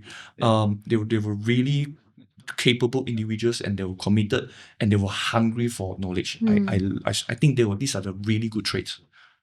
And coachable. I think these are really, really, really good traits. Yeah, I'm just so blessed that these are the people I have now. Yeah. Amazing. Yeah. ST is one of them as well. Definitely. Yeah. ST is the one. ST is the one You I'm talking could about. tell. But, Yeah. you can tell. You can tell. Yeah, You can ST is tell. the one. You know, it's Yeah. funny when we She's first super, had super bought in. Yeah. when we first had a call with ST, we were like, this person sounds, Yeah. speaks, and she acts like this is her brand. Like Yeah. she embodies it. Precisely. Yeah. Precisely. And you can tell. Yeah. Precisely. Mm. And these are the kind of people who could lose sleeps over things not doing well. Like you have that kind of tendency that you just want to do it, and then it doesn't well, it bothers you. And although it might not be a healthy side, but this is a trait that you need Yeah. 100%. to drive things, right? 100%. Absolutely. Yeah. And And you value them, and they Exactly. are paid well. Yeah. They are respected. Yeah. They are valued. Yeah. You listen when they Yes. speak, Yes. right? Yes. You take their advice. Yeah. Very Exactly. important. Yeah. I'm just so grateful that these are the people now who are handling this brand. Of course, the other 2 brands were headed by really powerful individuals as well. Very driven with us. So really, really grateful for this. Excellent. Yeah. Nice. I want to ask like a kind of like a final statement, because we're just a bit running out of time. Yeah. If you were to, it's quite a generic question, but I'm so curious as to your take on it, because you're such a tester. So much of test and learn. Like it's always just getting market feedback, and then finding out what works and identifying pain points, packaging, messaging, driving a solution. Yeah. What's like the strongest piece of advice you would give to somebody starting out that you truly believe will set them up for the best chance of succeeding? So I was just listening to Dave Fogati podcast. Do you know him? Yes. Australia? Yeah. He's one of the Shark Tank. Yep. So I think he really spoke very well on So young as well, this guy. Yeah, Yeah. he's amazing. Amazing. Yeah, he's very, very smart. So I think he really gives some good pointers on starting out, as in the like the point that we were showing. I would just like to reiterate that again. When you're starting, there's no such thing as mistakes, because everything you do, you are just in the process of figuring out what's right and what's wrong. And it's always better for me personally to go and do it and get it done wrong than to spend months analyzing what will work. Right. The process of starting up is the process of figuring out the right path and the more efficient path to ascend. And in fact, that is not just for starting up, that's in every part of the business building. But I do feel that some people, they get too personal. They get beaten down by issues and by the imperfections, by failures. But I do think that you have to be skilled towards making failures ASAP. Because if not, then your speed of discovery becomes slow and then you just get stuck. That's such a good point. Right? Yeah. So to me, like, it's just a simple thing of, just go and have fun making mistakes.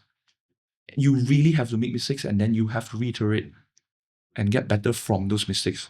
And that's what we've been taught in school. Like, been trained. It's not like to make not to make mistakes. mistakes. Precisely. Yeah. Right. We were taught not to make mistakes. Like I don't know, getting a D was bad, failures was bad, like deviating was bad. But at this time and age, deviating is the best thing ever. Absolutely. Right. Because all those things that can be professionally done can be done by AI. Right. What's left is just like the uniqueness of one person, of what path you can create out of your own experience. Yeah. So I do feel that that's one most important thing. You have to deliberately make those mistakes in order for you to grow and figure out what's best for you. Like, there could be so many advisors, right? But yeah, you are only you. Yeah. So we have a tradition which we shamelessly copied from a very successful podcast. But you know what they say, replicate success, right? Yeah. So our previous guest has written a question for the next guest, unknowingly for you. And the question was, I believe that you can always be true to yourself because those who mind don't matter and those who matter don't mind. Yeah. Do you agree? So can I summarize it to, you can be true to yourself because only those who matter to you, they don't mind that they you're don't true to mind at yourself. all, right? Very Yeah, and true. the rest, they are not even important. Correct. That's the Yeah. that's a summary. And then of it. the CTA is, Do you agree? It's my first time reading this. You can tell that she was from the creative industry. More the poetic one. Yeah. So I agree. I agree, but I do think that there's a transition, there's a phases to this. So I've always been a big proponent of being true to myself. But whether or not that version of truth, the kind of judgment that it will create for the others, whether or not I care about those judgments, that's a different thing. And sometimes I do care. Even if those people, even there are some people who are not really, they don't matter to me. And like, I have a friend, Ken Chua, he pointed out something that was really, really spot on today. Because it's like the connotation of you shouldn't care about others people's judgment of you is so widely said, right? But But you do. But you do. of course, we do, right? We're Yeah. human, and that's what drives us, right? Sometimes. But Ken Chua said something that was very, very, very relevant to me. I think he said this because, like, the fact that you still care about what people are thinking of you is simply because you have so much energy inside. And that may be a good thing or bad thing depending on how you make out of it. Like, because you have so much energy, then just utilize that energy to get shit done. Right. And because as you are getting things done and your energy start wearing down, you just stop caring. And I find that very, very applicable to me. Yeah, I admit that I will still like mind people's judgment of me and things like that. I just work towards getting better, and someone this bit, I don't prove it to them, but I don't deny that I mind either. Right. Right. So if you would say, do you agree? You would say yes. Yes, and I no. still agree. Or on this statement, yes and no. because it's only saying that being true to yourself, right? Yeah, I will always agree being true to myself. you would agree. Yeah, definitely. I am. I just cannot stand double agents, two faces, like that kind of thing. No, this itself completely. This itself completely. Excellent. So Do I need to come up with a? We'll need for you to write your question. I don't even read it. Like, I like to see it. Oh, you're doing the handwriting. Yeah. So you'll do it like here. Excellent book. Yeah. Oh, yeah, just read. All right, I'll surprise you. Well, John, thank you so much for your time. Thank you. It was so enlightening. It was wonderful to actually get to know you, spend some time with you. Likewise to And, both of you. I get to know both of you a little. Definitely learned a lot as well. Hmm. So Thank you. thank you. Thanks, Alright. man. Cheers. Thanks for making time. And thanks for doing Thank you, this. John. Yeah. Thanks for doing this for Thanks for Malaysia. making time. Thanks for doing this for Malaysia.